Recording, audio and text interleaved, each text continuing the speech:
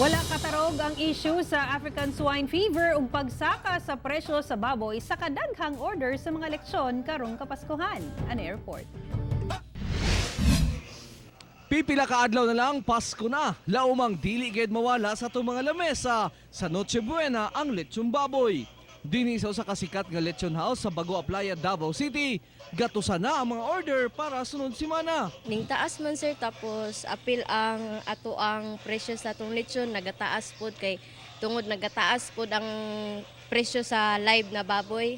Walag tuuman ang mga order apan ginapaniguro kuno nilang lami og dekalidad ang ilang lechon. Sa among timpada pod, tapos sa among pagtrabaho nga quality, limpyo.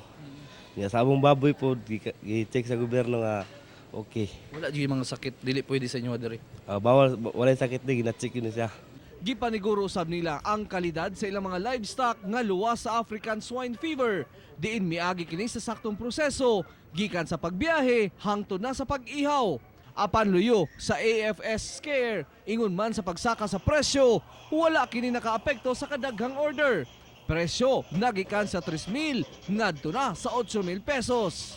Daghan man gyapon naga-order sir, bali wala man siya naapektuhan kay tungod gina-check man ang among mga baboy sa atong gobyerno na amantay kompletong papers. Kauban si Melchor Awing sa kamera. Ako, si Real Soroche para sa One Mindanao.